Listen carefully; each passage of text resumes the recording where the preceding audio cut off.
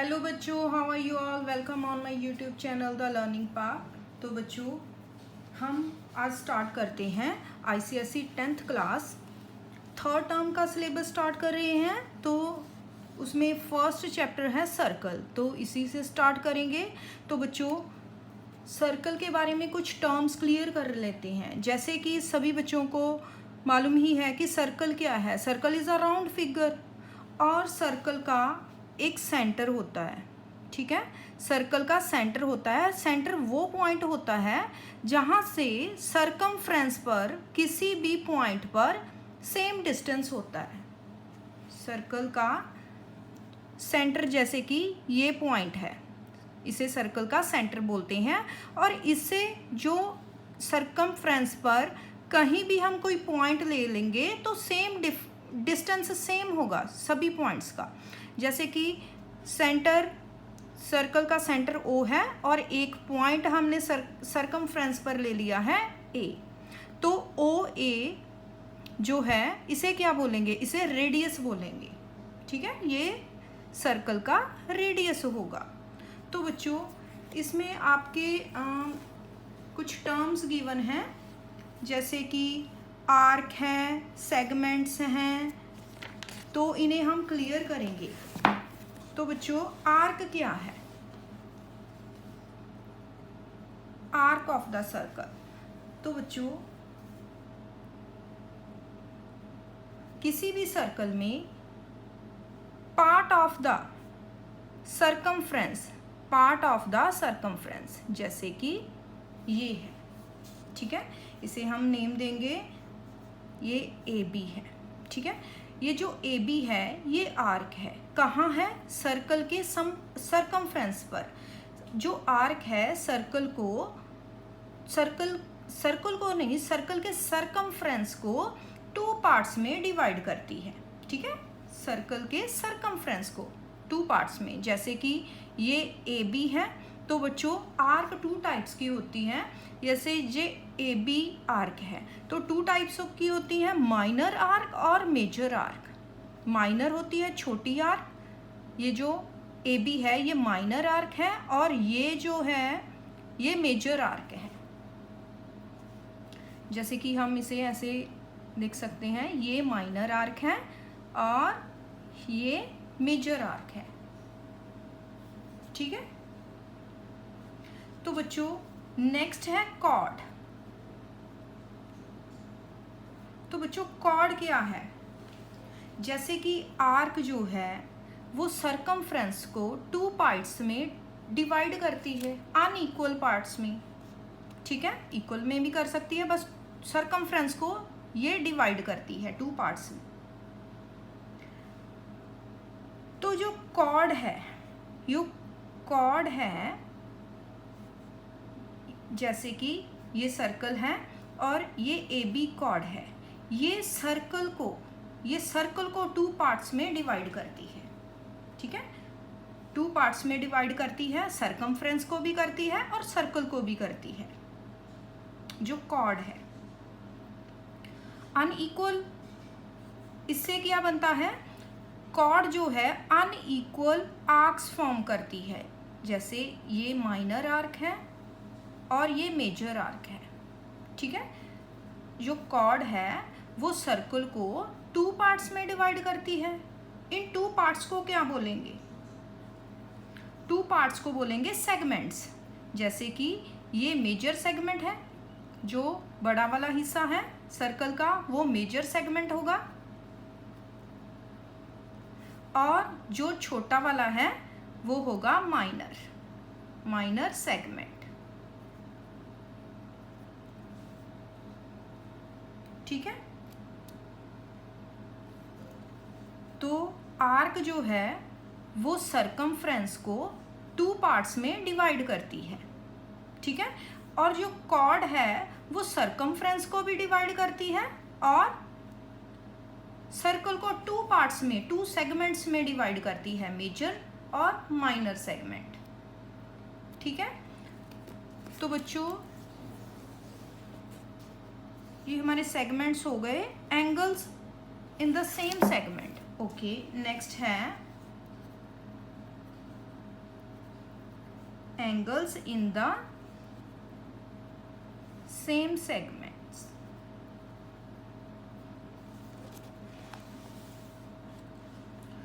तो बच्चों ये जो सर्कल के सेगमेंट बने हैं, ठीक है, जैसे कि इसमें यही बताया गया है कि अगर कोई कॉर्ड है ए और बी, ठीक है, ए और बी कॉर्ड है, तो इसमें माइनर और मेजर सेगमेंट्स में जो भी एंगल्स फॉर्म होते हैं, जैसे कि ये एंगल, वो इक्वल होते हैं। ये एंगल, ठीक है, ये angle A C B, angle A D B के इक्वल होगा। एक सेगमेंट में, सेम सेगमेंट में जो एंगल्स फॉर्म होते हैं वो इक्वल होते हैं, इसमें यही बताया गया है। जैसे कि ए बी है, यहाँ कोई एंगल फॉर्म होगा,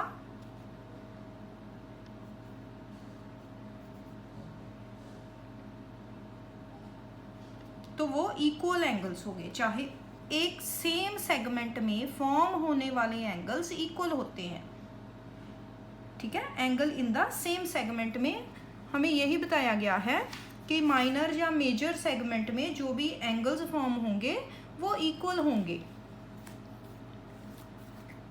नेक्स्ट है साइक्लिक क्वाड्रिलेटरल। तो बच्चों साइक्लिक क्वाड्रिलेटरल क्या है उसे समझते हैं।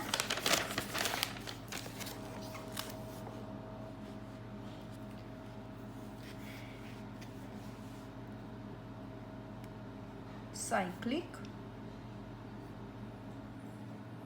क्वाड्रिलेटरल,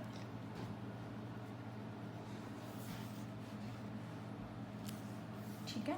साइक्लिक क्वाड्रिलेटरल क्या है कि एक सर्कल में अगर कोई क्वाड्रिलेटरल है, ठीक है,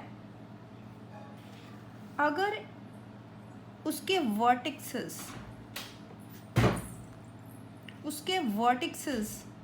उसके सरकमफ्रेंस को टच कर रहे हैं।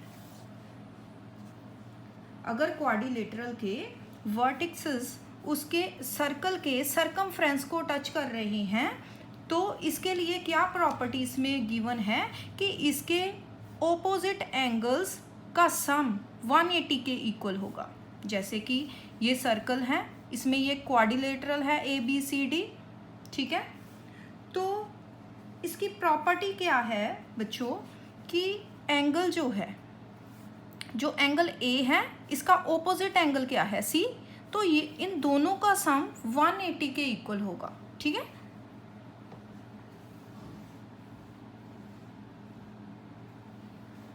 एंगल डी ए बी, या इसको एंगल ए बी लिख सकते हैं, एंगल ए ही लिख लेते हैं। Angle A plus angle C equal to 180, दोनों का सम 180 के इक्वल होगा। और एंगल बी और angle D, angle B plus angle D 180 के इक्वल होगा, ठीक है। सम ऑफ ऑपोजिट एंगल्स, तो sum of opposite angles are equal to 180 degree. ये इसकी प्रॉपर्टी है साइक्लिक क्वाड्रिलेटरल, ठीक है। तो इसका कन्वर्स क्या हुआ, अगर हमें दिया गया है सर्कल में एक क्वाड्रिलेटरल है, तो हम बोलेंगे कि एंगल जो ऑपोजिट एंगल्स हैं वो क्या हैं, वो 180 के इक्वल हैं। साइक्लिक क्वाड्रिलेटरल अगर हमें गिवन है तो हम बोलेंगे कि एंगल जो ऑपोजिट एंगल्स हैं इसमें वो उनका सम 180 के इक्वल है। अगर हमें गिवन है तो इसका कन्वर्स कैसे लिखेंगे। अगर हमें इक्वल है कि angle A plus angle C 180 है, ठीक है, ऑपोजिट एंगल्स का सम 180 है, तो हम बोलेंगे कि ये एक साइक्लिक क्वाड्रिलेटरल है, ठीक है। इसे हम बोलेंगे ये एक साइक्लिक क्वाड्रिलेटरल है, ये इसका कन्वर्स है, अगर हमें साइक्लिक क्वाड्रिलेटरल गिवन है तो हम बोलेंगे कि इसके ऑपोजिट एंगल्स का सम 180 के इक्वल है। अगर हमें गिवन है कि हमें ऑपोजिट एंगल्स का सम 180 के इक्वल है तो हम बोलेंगे कि ये क्वाड्रिलेटरल साइक्लिक क्वाड्रिलेटरल है, एक सर्कल में क्वाड्रिलेटरल है। ठीक है, ओके। तो नेक्स्ट बच्चों, नेक्स्ट थर्ड इसमें है कि अगर इसका कोई एक्सटीरियर एंगल है, जैसे कि ये एक सर्कल है, इसमें एक साइक्लिक क्वाड्रिलेटरल है। ठीक है, इसमें एक साइक्लिक क्वाड्रिलेटरल है, say A B C is a cyclic quadrilateral. तो बी को प्रोड्यूस किया गया है, उसका एक एक्सटीरियर एंगल बन रहा है। ठीक है, सी बी ई एक एक्सटीरियर एंगल बन रहा है। तो बच्चों ये वाला एक्सटीरियर एंगल किसके इक्वल होगा? ये इसके इंटीरियर ऑपोजिट एंगल के, इंटीरियर ऑपोजिट एंगल यानी कि सी बी ई किसके इक्वल होगा? एंगल डी के इक्वल होगा। इंटीरियर ऑपोजिट एंगल इक्वल होंगे इसके। ठीक है, तो कैसे लिखेंगे इसे? Exterior angle of cyclic quadrilateral is equal to the interior opposite angle। अगर कोई भी एक्सटीरियर एंगल गिवन है तो वो किसके इक्वल होगा? इंटीरियर के ऑपोजिट। इसका इंटीरियर एंगल क्या है? ये एंगल भी सी बी ए इंटीरियर के ऑपोजिट एंगल के इक्वल होगा। तो बच्चों इसमें कुछ एंगल प्रॉपर्टीज गिवन है, हम उन्हें समझते हैं।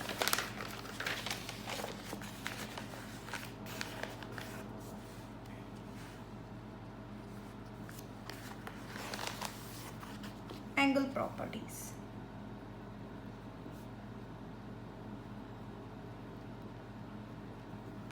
ठीक है। तो बच्चों फर्स्ट हमें जो एंगल प्रॉपर्टी गिवन है वो है the angle subtended bye an arc of a circle eight the centre is doubled the angle subtended bye it at any point on the remaining part of the circumference. इसका क्या मतलब हुआ? इसका मतलब है कि अगर एक सर्कल में, ठीक है, एक आर्क द्वारा, जैसे कि ये ए बी आर्क है, so this is A B arc, तो अगर ये सेंटर पर कोई एंगल फॉर्म हो रहा है, ठीक है, इसके पॉइंट से सेंटर पर कोई एंगल फॉर्म हो रहा है, जैसे कि ए ओ बी, तो ये एंगल जो है अगर कोई और एंगल सरकमफ्रेंस पर, अगर कोई और एंगल सरकमफ्रेंस पर फॉर्म हो रहा है तो ये जो एंगल है इसके डबल होगा। अगर ये x है तो ये 2x होगा। इसमें फर्स्ट पॉइंट में हमें यही बताया गया है कि अगर जो सेंटर पर एंगल बन रहा है वो डबल होगा। किसके डबल होगा? अगर वही कॉर्ड से सरकमफ्रेंस पर कोई एंगल बन रहा है, ठीक है, उसके डबल होगा। तो ये जैसे कि ए बी आर्क है, ठीक है, ये सेंटर है, तो ये एंगल है, तो ये ऐसे भी हो सकता है, ठीक है, ये एंगल, ये एंगल। अगर ये 50 डिग्री है तो ये 100 डिग्री होगा। सेंटर वाला एंगल सरकमफ्रेंस वाले एंगल से डबल होगा। इसमें यही गिवन है।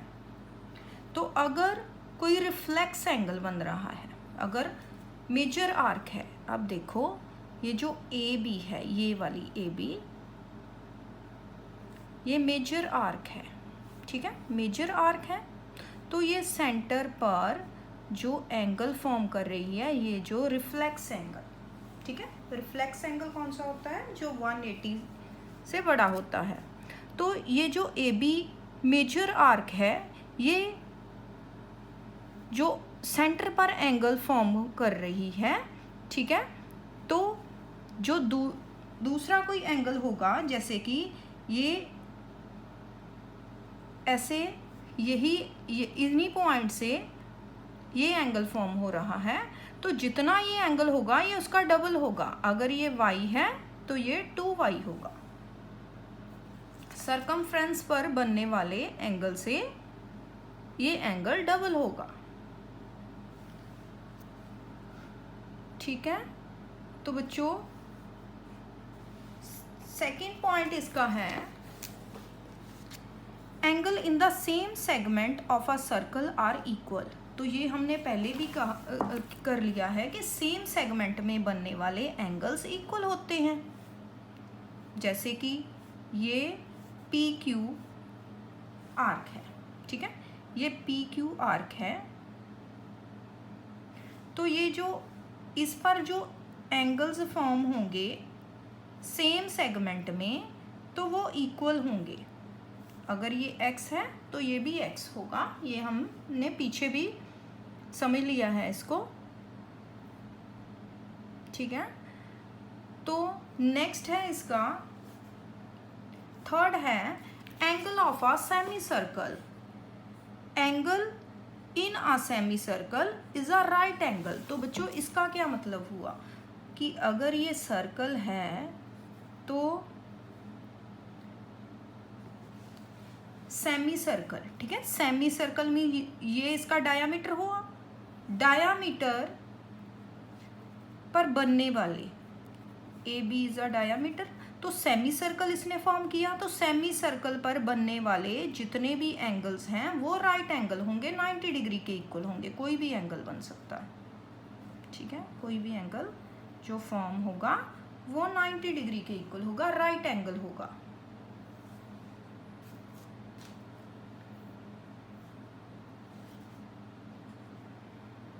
ओके, तो बच्चों नेक्स्ट है इसका फोर्थ पार्ट कि अगर एक सर्कल में 2 इक्वल कॉर्ड्स हैं, ठीक है, 2 इक्वल कॉर्ड्स हैं, जैसे कि ये सर्कल है और ये ए बी और सी डी 2 इक्वल कॉर्ड्स हैं। तो ये जो कॉर्ड्स हैं, अगर इनकी लेंथ इक्वल है तो ये जो सेंटर से, जैसे कि ये ओ सेंटर है, सेंटर पर जो भी एंगल फॉर्म करेंगी, जैसे कि ए बी कॉर्ड सेंटर पर ए ओ बी एंगल फॉर्म कर रही है, ठीक है, ये वाला एंगल, और सी डी कॉर्ड ये वाला एंगल फॉर्म कर रही है, तो ये दोनों एंगल इक्वल होंगे। अगर A B equal to C D है तो एंगल कौन से फॉर्म हो रहे हैं, एंगल ये वाली कॉर्ड जो है ए बी, ये एंगल फॉर्म कर रही है ए ओ बी, ये किस एंगल के इक्वल होगा, सी ओ डी के। तो हम इन सभी प्रॉपर्टीज़ को जो हमारी एक्सरसाइज 16.1 है उसमें यूज़ करेंगे, ठीक है। तो जो इक्वल कॉर्ड्स हैं वो सेंटर पर जो भी एंगल फॉर्म करती हैं वो इक्वल होते हैं। तो इसका कन्वर्स क्या हुआ बच्चों, कन्वर्स अगर हमें गिवन है कि इक्वल कॉर्ड्स हैं, ठीक है, तो वो अगर वो इक्वल है तो इक्वल एंगल सेंटर पर फॉर्म करेंगी। तो अगर इसका कन्वर्स है कि अगर सेंटर पर जो एंगल है, if the angles at the centre are equal then the chords are also equal. If the angles at the center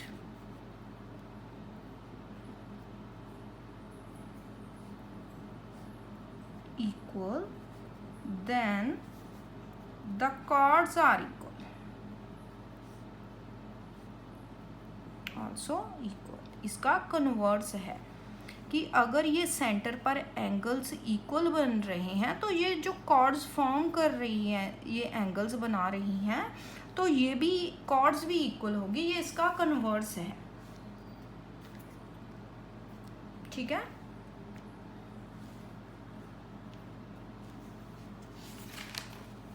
तो बच्चों यही हमारी प्रॉपर्टीज़ थी जो कि बार बार यूज़ होंगी इस चैप्टर में।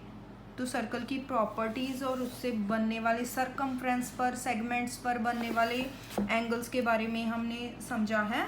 तो बच्चों ये थी इस चैप्टर की इंट्रोडक्शन, और नेक्स्ट क्लास में हम एक्सरसाइज 16.1 यूज़ करेंगे और इन सभी रूल्स को, इन सभी प्रॉपर्टीज़ को यूज़ करेंगे।